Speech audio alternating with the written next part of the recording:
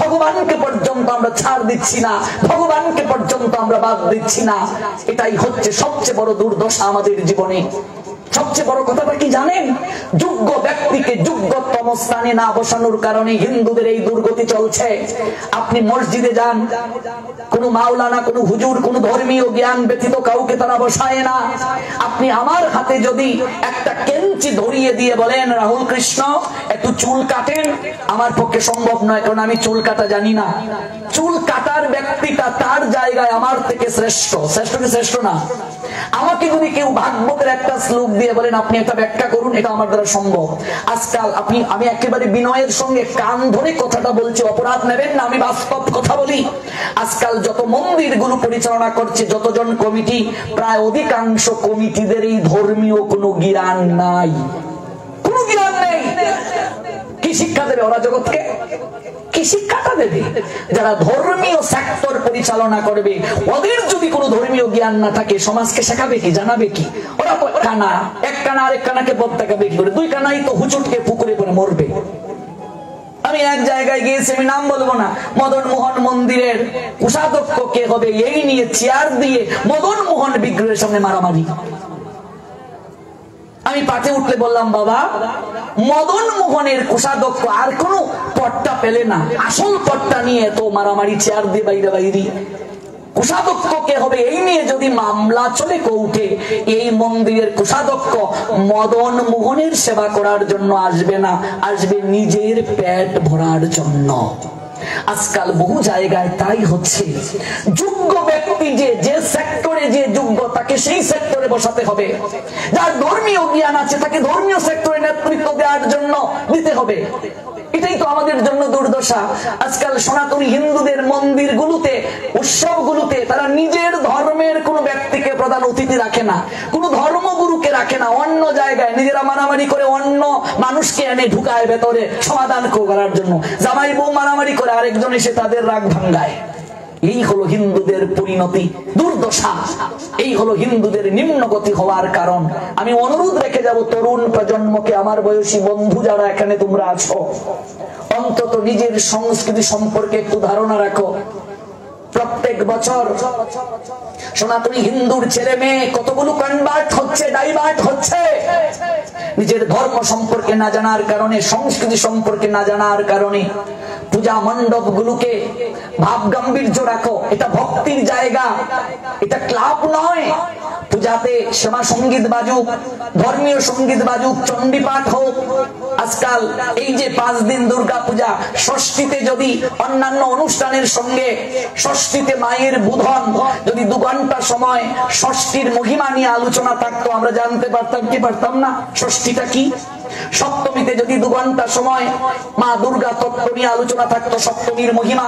এইভাবে দশমী পর্যন্ত অন্যান্য অনুষ্ঠানের সঙ্গে প্রতিদিন যদি চণ্ডী থেকে, দেবী ভাগবত থেকে যদি 2 ঘন্টা সময় করে আলোচনার ব্যবস্থা থাকতো, কতটা পরিবর্তন হতো। আমরা পূজা করছি লক্ষ লক্ষ টাকা খরচ করে, কিন্তু সেই মায়ের মহিমা তত্ত্ব নিয়ে যদি কাউকে জিজ্ঞেস করা হয়, 100 জনের মাঝে 99 জন তার উত্তর দিতে পারে না। আমি দক্ষিণবঙ্গের একটা জেলার নাম বলবো না, সেখানে দুর্গা পূজার কমিটির সম্পাদক দুর্গার প্রণাম মন্ত্রটাই পারে না, কিন্তু এমন নেতৃত্ব দিচ্ছে দুর্গার প্রণাম মন্ত্র বলতে পারে না। কি হবে? কানা ল্যাংরা লুলাকে দিয়ে কি হবে সমাজের পরিবর্তন? অন্ধকে দিয়ে কি করে আলোর পথ দেখানো যায় রে বাবা? অন্তত আমি যে সেক্টরটা চালাবো সেই সম্পর্কে তো আমার একটু জ্ঞান থাকতে হবে, একটু পড়াশোনা করা দরকার। আজকাল গ্রন্থ আদি আমরা কেউ পড়াশোনা করি না। কাজে আমার অনুরোধ থাকবে, পাঠের সংখ্যাটাকে বাড়ান। কীর্তন দ্বারা সমাজের কোনো পরিবর্তন সম্ভব নয়, সম্ভব নয়, সম্ভব নয়। আমি কীর্তনের বিরোধী নই, ভুল বুঝবেন না। কীর্তনটা প্রথম না, সর্বপ্রথম হচ্ছে শ্রবণ। শ্রবণের পরে কি? কীর্তন। কীর্তন প্রথম না, শ্রবণ প্রথম। শ্রবণ, শ্রবণের পর কীর্তন। ভক্তির 64 অঙ্গের মাঝে সর্বপ্রথমই শ্রবণ। কীর্তনের অবশ্যই প্রয়োজন আছে, কিন্তু কীর্তন কার মুখ থেকে শুনবো, হরিনাম কার মুখ থেকে শুনবো, এটা হচ্ছে বিবেচ্য। আমাদের দেশ থেকে একটু যখন কাঁটাতারের ওপারে যাবে, সেখানে আরো ভয়াবহ অবস্থা। আমি তো প্রত্যেক বছরই যাই ইন্ডিয়াকে পাঠ করতে, গত বছরও 5 মাস ছিলাম। আমাকে হুগলিতে বলেছিল আপনাকে তো ইন্ডিয়ায় মেরে ফেলবে, আপনি যেভাবে কথা বলেন আপনাকে মেরে ফেলবে, আপনি যেভাবে কথা বলেন যেভাবে পাঠ করেন এখানে তো কেউ এইভাবে করে না। আপনি অবাক হবেন, স্যান্ডেল দিয়ে কলকাতায় একটা প্যান্ডেল তৈরি করা হয়েছে, স্যান্ডেল দিয়ে। ভাবা যায় মানুষ স্যান্ডেল কুলে ঢুকে মন্দিরে স্যান্ডেল দিয়ে করে, একটা শিল্প আনকমন। তোর মাথা। এই কাকদ্বীপ দক্ষিণ 24 পরগনা জেলার একটা থানা কাকদ্বীপ, এখানে অর্ধনগ্ন মায়ের প্রতিমা, আবার এটাকে 1 নম্বর পুরস্কার দিয়েছে। তার মানে যত কাপড় চোপড় খুলবে তারাই ফার্স্ট হয়। কি অবস্থা, প্রতিযোগিতা নাকি পূজাটা? বহিরঙ্গ দেখে কি কখনো মণ্ডপ 1, 2 এগুলো কেউ মূল্যায়ন করে? ভক্তি প্রেমের দ্বারা ভগবানের কাছে মায়ের কাছে কতটা তুমি এগিয়ে আসলে, এটাই তো পরীক্ষা। হ্যাঁ, ভক্তিতে তুমি ফার্স্ট হয়েছো, তুমি যে প্রেমাঞ্জলি মায়ের চরণে দিলে কতটা শরণাগতি জানিয়েছো, কতটুকু এগিয়েছো। আজকাল দুর্গা মণ্ডপ গুলোতে, পূজা মণ্ডপ গুলোতে গিয়ে আমার বয়সী পোলাপান, আমায় ক্ষমা করবে আমার বয়সী যারা, সেরা প্যান্ট পরে আমরা যত সেরা 3-4 জায়গায় ছিদ্রযুক্ত জিন্স পরতে পারি তত স্মার্ট সে বেশি। যত চুলকে আমরা অন্যরকম কালার করতে পারি, আঠা ময়দা মায়েরা যত মাখতে পারে সে তত স্মার্ট। একটু হাঁটু গিয়ে যে প্রণাম দেবে, মাকে এই সময়টাও নাই, মাকে গিয়ে প্রণাম দিচ্ছে এইভাবে, এই মা তোকে দেখে নেব, এইভাবে প্রণাম। আবার রং সেজে ঢং করে বলো দুর্গা মাই কি বিজয়া বলে আসছে বছর আবার হবে, হবেটা কি রে? কি হবে? এগুলো কি পূজার সঙ্গে শাস্ত্রের সঙ্গে কোনো সম্পর্ক? আচ্ছা, বিজয়া মানে কি? বিজয়া যে দশমী, এখানে 2টা উৎসব, রামচন্দ্রের বিজয় একটা, আরেকটা হচ্ছে মাকে বিদায় দিচ্ছি। ও মা, এই যে বয়স হয়ে গেছে তোমার অনেক, বাবার বাড়ি থেকে এখনো যখন আসো মনটা খারাপ হয় না? হেসে হেসে বের হোক, জানেছে আমার মা তো বয়স হয়ে গেছে প্রায় 70-এর কাছাকাছি, এখনো তো বাবার বাড়ি থেকে এলে কাঁদতে কাঁদতে বের হয়। কি এত কাঁদো কেন? তুমি এগুলো বুঝবে না, জন্ম মাটি, শিকড় এখানে, শৈশব এখানে, কৈশোর এখানে, যৌবনে পড়েছি এখানে, তুই এগুলো বুঝবে না। তাহলে যে মাকে আমি বিদায় দিচ্ছি, যে মা 5 দিনের জন্য এলেন বাবার বাড়িতে, দেবী পার্বতী শুধু কৈলাসের অধিষ্ঠাত্রী দেবী না, বাঙালিদের পরিবারে আমার উমা পার্বতী আমার ঘরের মেয়ে, তিনি এলেন 5 দিনের জন্য, তাকে বিদায় জানাবো। এটা কি ব্যাঙ্গের মতো লাফানোর জায়গা? যথার্থ সন্তান মাকে বিদায় দিলে হাসে না কাঁদে? কে বুঝাবে বলুন? কে জানাবে এই কথাগুলো? কে তত্ত্বগুলো বলবে জগৎকে বলুন? এই জন্য এখানে যারা আমরা সুশীল সমাজ এসেছি, আমাদেরকে দায়বদ্ধতা নাই? এখানে তো অধিকাংশ লোক বিভিন্ন কমিটিতে আছো পূজার মণ্ডপে, কেন পূজার মণ্ডপ গুলোতে কি প্রতিদিন 1.5-2 ঘন্টা করে মায়ের তত্ত্ব নিয়ে আলোচনার ব্যবস্থা রাখা প্রয়োজন না? উচিত নয়? জানবো কি করে মায়ের কথা, মা তত্ত্বের কথা? পূজা শব্দের অর্থ প্রশংসা। আচ্ছা, আমি আপনাদের বাড়িতে এলাম, 2 দিনের অতিথি আমি, আমার যদি কানের সামনে এই 2টা বক্স বারবার বাজতে শুরু করে আমি কি খুশি হব? হব গো? মা দুর্গা এলেন, তাকে সঠিক সময়ে ঘুমাতে দিতে হবে, 12টার আগে মাকে নিদ্রা দিতে হবে। আজকাল শহরগুলোতে সারা রাত পূজা দেখতে মানুষ বের হয়, মা ঘুমাবে কখন? কখন ঘুমাবে?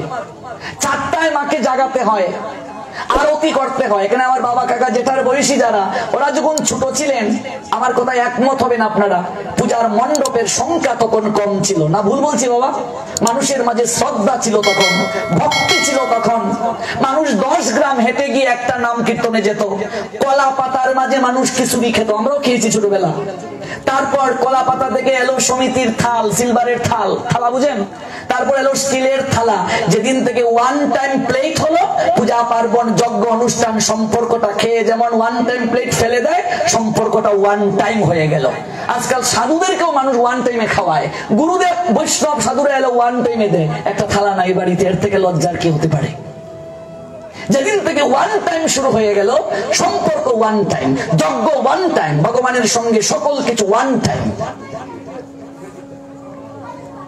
আজকাল এমন একটা জায়গায় আমরা পড়ে গেছি, আগেরকার সময়ে পূজার সংখ্যা কম ছিল, মানুষের মাঝে শ্রদ্ধা ছিল, মানুষের মাঝে ভক্তি ছিল, অনুরাগ ছিল। ধূপ দ্বীপে সন্ধ্যাবেলা আরতি করত, নয়নের জলে মানুষ মাকে শ্রদ্ধাঞ্জলি দিত, প্রেমাঞ্জলি দিত। আজকাল পুরোহিত ঠাকুর দাদা চিৎকার করে বলে, এই বক্সটা বন্ধ কর, মন্ত্রটা বলতে পারছি না। এমন একটা জায়গায় আমরা গেলাম, 3-4 মাস নয়, 3-4 বছর নয়, বর্তমানের কথা বলছি, বর্তমানের কথা বলছি। অদূর ভবিষ্যতে পূজা থাকবে, এটা ফ্যাশন হবে, মায়ের প্রতি শ্রদ্ধাঞ্জলি আর হবে না। 12টার আগে মাকে নিদ্রায় দিতে হবে, ভোর 4টায় তাকে জাগাতে হবে, আরতি করতে হবে, সঠিক সময়ে তাকে শয়নে দিতে হবে, সঠিক সময়ে তাকে আহার দিতে হবে। আপনার বাড়িতে আমি এলাম, মিষ্টি মিষ্টি কথা বললেন, আপনি আমাকে খাবার দিলেন না, আদর করলেন না, আমি আসবো নাকি আর দ্বিতীয় বছর? তাহলে মাকে 5 দিনের জন্য আমন্ত্রণ করলে, যে পূজার মণ্ডপে মায়ের অনাদর হলো, মা কি আর আসবে নাকি? এই মূর্তিগুলোতে একটাতেও তো ঠাকুর নাই। আমি চ্যালেঞ্জ করে যাচ্ছি, বলে আমার কথা খণ্ডন করুন দেখি কোন পণ্ডিত আছে। একটাতেও মা থাকে না, আমি বলে গেলাম। শাস্ত্র বলেছে কোন মূর্তিতে প্রতিমা হয়। বিবেকানন্দের ভাষা কি? পুতুল পূজা করে না হিন্দু, কাঠ মাটি দিয়ে গড়া, মৃন্ময়ী মাঝে চিন্ময়ী হেরে হয়ে যায় আত্মহারা। মৃন্ময়ীর মাঝে যে আপনি চিন্ময়ী দর্শন করবেন, সেই প্রতিমাটা তো সেভাবে তৈরি করতে হবে। আজকাল দেখবে এক জায়গায় পা এইভাবে, ঠ্যাং এইভাবে, কি আশ্চর্য! মাটির শাড়ি কোন শাস্ত্রে আছে মাকে পরানোর কথা বলা হয়েছে? মাটির দিয়ে যে শাড়ি দেওয়া হচ্ছে, ফ্যাশন দেওয়া হচ্ছে, ঠ্যাং বাঁকা। একটা পূজার মণ্ডপে দেখবে 2টা 3টা 4টা অসুর বানিয়ে রাখা হয়। আমি জানি না এখানে এই নরসিংদীর পূজার মণ্ডপ গুলোতে 1 2 3 4টা অসুর বানানো হয় কিনা। যে মন্দির গুলোতে অসুর বেশি বানানো হয়, বুঝবে এই জায়গায় অসুরের সংখ্যা বেশি। অসুর দিন দিন বাড়ছে। এক জায়গায় 1000 হাত দিয়ে দুর্গা প্রতিমা বানানো হলো। আমাকে একজনে কল দিয়ে বললো, প্রভুজি মার তো হাত জানতাম 10টা, এখানে তো 1000। আমি বললাম, কি বলতাম রে বাপ, এগুলো তো চিৎকার করে করে পাটে মুখে ফেনা উঠে যায়। কিছু লোক আবার এগুলো শুনলে তাদের গায়ে কাটা হয়। কাটলে পরে লবণ দিলে যেমন জ্বলে, তাদের জ্বলে। আর কত বলতাম। তবে একটা কথা জেনে রাখ, আগে অসুরের সংখ্যা কম ছিল, মা 10 হাত দিয়েই সব কাজ করতে পারতেন। এবার